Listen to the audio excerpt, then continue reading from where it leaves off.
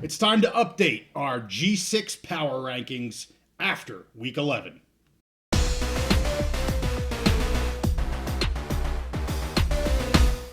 College football is going strong, so we're back on the Big Mountain to take a look at the G6. Hey, welcome back to the Big Mountain.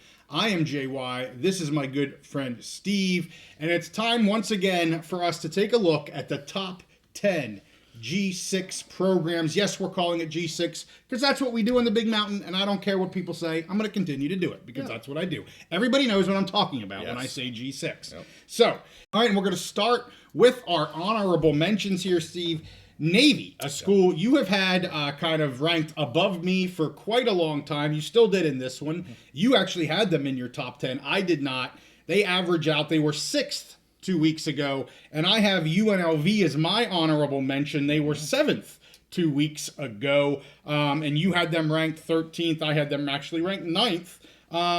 So yeah, I mean, Navy, as I have been saying for a long time, wait till they get to the end of the schedule. They now have 2 losses. I think there's more coming. And UNLV, you know, they do just get a win against Colorado State, but still a lot of question marks there on that defensive side of the ball. So I'm not too surprised these 2 teams have now fallen out of our top 10. Yeah, it's definitely a readjustment time, especially like 2 major readjustments for the American Conference, which we're going to get some of the other ones later, but you mentioned Navy, where they're now getting the hard part of their schedule. And then also the Mountain West, because, you know, we had a couple clear front runners we thought earlier in the season, and there's just been this week after week of people getting knocked off. And with that has come a tumble for, you know, UNLV and Boise a little bit. So. Yep. Well, before we get to the top 10, I want to talk about Boise real quick because it is a school that we've had in our top 10 over the course of the entire season, but you will not hear us talk about Boise State in the top 10, not even in our honorable mentions. They drop all the way down out of the top 10. They were in 3rd last go around here. And Steve, I want to talk about them briefly because they are sitting at 6-3. So again, not a horrible record, but I put into my rankings kind of where they are today without Maddox Madsen, and that not only would I have had them drop probably to the bottom part of our top 10, but I had them going out of my top 10 without Maddox Madsen, and I'm not sure exactly where this team's really going to end up at the end of the year. I mean, this could possibly be, Steve, like a 4 or 5 loss team without Maddox. Yeah, and have we gotten confirmation yet if they said he's out for the year? I think he's pretty much done. Okay. They said long term. I think it's an ankle foot issue. Yeah. He's not going to have mobility. I do not expect to see him this year. Yeah, so we'll just conclude that out for the season. And this team is such a different team. And I've said this before. I'm going to repeat myself a little bit, but Boise fans, I don't want to see them lose a bunch of games. I like this team. I like this coach. Yeah. We spent a lot of great time with Spencer Danielson at Mountain West Media Days. Yep. There's some other great players, so I'm not rooting for their downfall at all. But Boise State fans, I hope this brings them back to reality, how this team is playing without Madsen. A lot of those fans have been ripping him all year, saying he's the reason that the team's not doing well. No, he is has been keeping your team afloat. And obviously that team is playing much, much worse without him, in my opinion. Yeah. Well, we'll see what happens. Like I said, I have them at an 8-4, maybe 7-5 record right now. And I tried to kind of do that here as we're only a few weeks from the end of the season. Where are these teams at today? And where do I think they're going to end up at the end of the season? And Boise State just had to be out of my top 10. So let's get to the top 10. We've belabored this long enough. We'll start with the bottom 3. We have some newcomers in here, Steve. We have New Mexico at number 10. They were 10 last week. We also have East Carolina, a team you've had in your honorable mentions for quite a while. They now move up into the actual top 10. And Fresno State, a team that we had not had in our top 10 for quite a few weeks. They weren't honorable mentions either, but they have that huge win against Boise. You know, it's hard for me to rank them right now. I'm wearing a Bulldog shirt, but, you know, I really have a hard time with that CSU loss that they had. And a lot of these teams, you can be like, oh, yeah, but that one loss. You can do that with most people. Yeah. But, man, CSU is just not a good team, and they got blown apart by CSU. But you look at their good wins. They beat Hawaii, which is huge. They beat Boise, which is Madsen in, Madsen out, whatever. Yeah. They beat them pretty easily. So you got to give them credit where credit's due. You know, I think they're 6-3 right now, but I could see them pushing absolutely for a Mountain West championship berth. And I think that's what's so hard. We talked about this off camera before the show. Yeah. It's so hard to rank these Mountain West teams kind of against each other. You can look at record against each other. That's kind of looking in the past. Yeah. Or you can look like going forward the future as we close out this season. Where do I think they're going to end up? Well, it's so darn hard because we were talking about Fresno at one point as, hey man, they could take the lead in this conference. They can take the conference by the neck. Then they go out and lose to CSU. It makes no sense. No. Like based on the other teams that they had beat.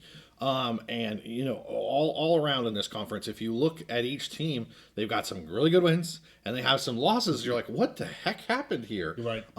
For me, like for Boise, I don't hold USF or Notre Dame against them. Right. But now, that they get blown out by a Mountain West team, right. That's where I take a lot more stock and say, okay, we need to start moving now. But the Mountain West, it's hard to judge right now. This conference is still wide open. You just had San Diego State have kind of an embarrassing loss there. Yes. Not embarrassing, but, blown out by Hawaii. Yeah. And so they didn't look good at all. No. But when you look at their record and then you look at, who they have, they could still end up winning this darn conference. Absolutely. It's just absolutely nuts. There's 4 or 5 teams that can win this conference. We're going to talk about some more of them. So anyway, those are our bottom 3. I said New Mexico was ranked 10th last week. That's not right. All 3 of these teams were not in our top 10. That's right. Last go around. And actually, some of them haven't been for quite a while. So you've been talking about East Carolina here for a little bit. Let's get to the middle group. 7 is San Diego State. We just talked about their loss to Hawaii. 6 is Hawaii. That was pretty easy to chart who's going to be ahead of who. They come in at 7-3. Hawaii was my honorable mention, I think, the last 2 go-arounds of this. So now, with that big win against San Diego State, they move up into 6th. And then Tulane, after a huge win against Memphis, they now sit at 5. And they were at 4 last week. So again, it's hard. You can make arguments for some of these teams beating teams, as you just mentioned. I do just want to talk briefly about Hawaii and San Diego State, because right now Hawaii is the highest ranked Mountain West team in our top 10 rankings. I think it's justified. They had that very close win against Fresno, who we now have at 8th in our top 10 ranking. They had a blowout victory just recently against San Diego State. They did have that, again, when you point to our loss, you're like, oh, what happened there? They lost to San Jose State. San Jose State has a very good offense, and I understand their record is not impressive at all right now. 3-6, I believe they are, or something along those lines. We just talked about the Fresno CSU game. You're like, what happened there? Hawaii, San Jose State. San Diego State, you could say, well, they haven't had that bad loss yet, but I could also point and say, well, they got blown out by Hawaii, so we got to just this past week, we got to have them ahead. And they had that very close win against NIU, who is a struggling team right now, 6-3. And I still really question the offense for San Diego State when they get into these games and they have a hard schedule to finish the season here. I think we pretty much kind of have this correct overall, Steve. We can talk about the kind of the AAC stuff here in a minute, but anything there with the Mountain West? I would just say when we kind of belabored the point already about how this team knocked off this team, so you kind of have to look who's playing the best right now. Yeah, and I think right now, because they just beat San Diego State, you got to look at Hawaii. But still, if you go back a little farther instead of just 1 week, you say San Diego State, their resume over the last month or so. Right. So I think we got it right there. Yeah.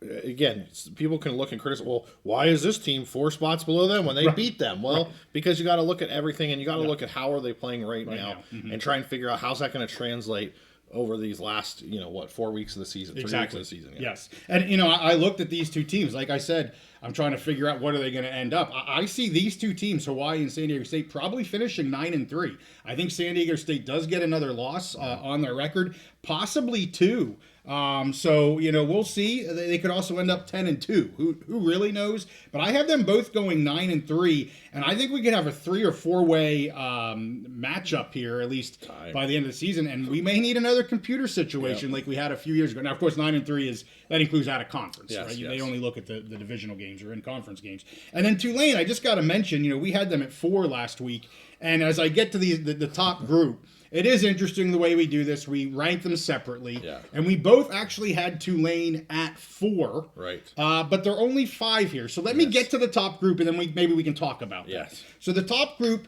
we have a tie for 3. That is Memphis and North Texas. Memphis sitting at 8-2. North Texas sitting at 8-1. We have JMU all the way up into second place, sitting at 8-1 right now. I'm not sure there's another loss on their schedule, right, Steve. I'm not trying to jinx them. Sorry if you're a JMU fan. I'm not jinxing you.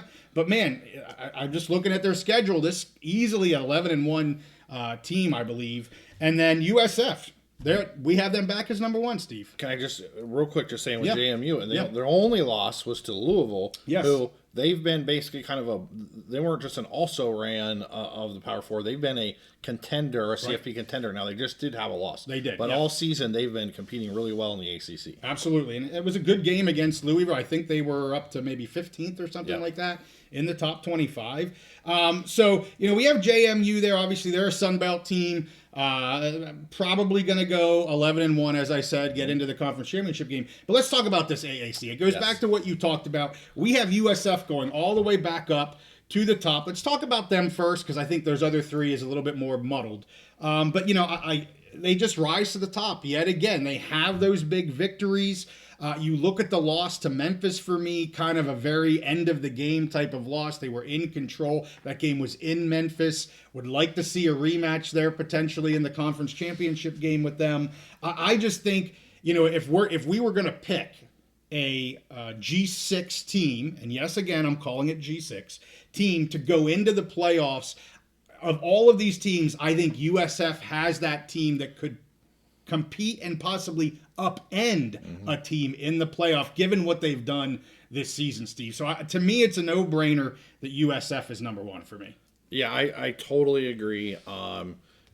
There was part of me that still wanted to keep USF number 1 after they lost to Memphis. Yes. Because it was at Memphis. It was a close game, kind of a comeback. I think you mentioned that on the channel. Yes, yeah. I almost kept, but I was like, they played on the field and they lost. Well, things continue, and Memphis still, they've got their weak spots and they've lost some other games. Yeah. So it is really, really hard. And I think people will, again, someone will look at this and say USF is first and Memphis is, tied for third, but they look fourth or whatever. Right. How is that possible? But they just keep knocking each other off. We've been talking about this all year. What the other conferences need, what the Mountain West, what the CUSA, whatever, Conference USA, what they needed was these American Conference teams to keep knocking each other off, and they have. And it's just a round robin of who beat who. And so you have to, again, like we do with the Mountain West, you have to say, well, who's playing the best right now? I did two things. I looked at overall record, and then how are they playing right now? And for me, you got both combinations. I think you got to have USF first, and JMU keeps rising. The problem with JMU is the conference. They're in the Sun Belt. And so obviously the competition isn't quite there as it is in the American. Right. That's the only thing probably knocking them. I mean, I was very hesitant on them for a long time, and I said, as they continue to rise. They continue to win, and other teams get knocked off. They're probably going to rise up this list pretty well, and so they are. So I think our number 1 and number 2 spots are fair. Yeah. Our consensus best team in the American, and then a JMU team that, again, they're 8-1. They could very easily go 12-1 and win their conference, Absolutely. And their only loss would be to an ACC team that competed for a conference title up there. So. Yes.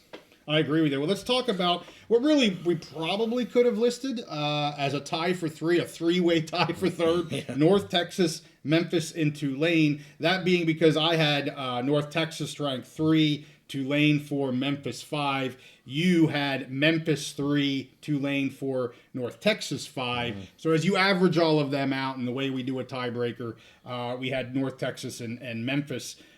They're sitting at third. I really like North Texas's chance to get into the championship game here for the American. I think that will most likely happen. I personally would like to see a North Texas USF rematch in the American. That's where I'm at.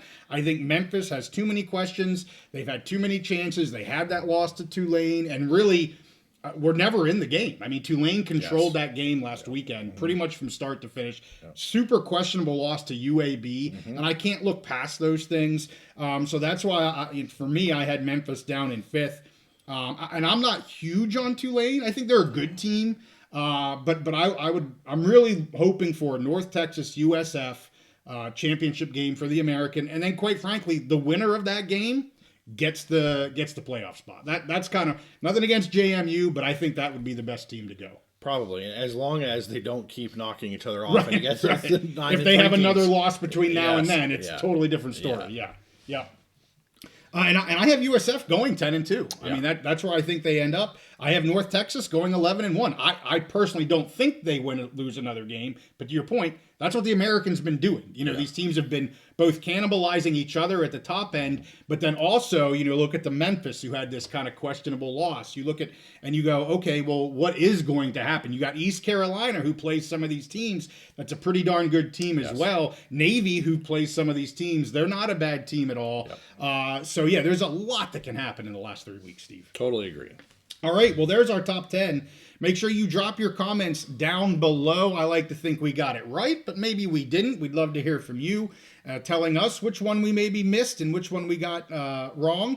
With that, hey, thank you guys for watching this. We do our live pick episodes Wednesday evening. All the Mountain West and all the Big Ten games are picked, and we sprinkle in some other picks as well. We will be doing a live stream of the Colorado State versus New Mexico game on Saturday. We'll be doing a live pregame show and a live halftime show for that. It's going to be a lot of fun. Had almost 2,000 viewers 2 weeks ago when we had UNLV versus UNM, and we guarantee it's going to be a lot of fun this time. So we hope you guys can all tune into that. And we're going to have basketball being streamed live on our channel as well from the Mountain West. So with that, thank you guys for watching this. Smash that like button and subscribe if you like our content. We'll see you next time on the Big Mountain.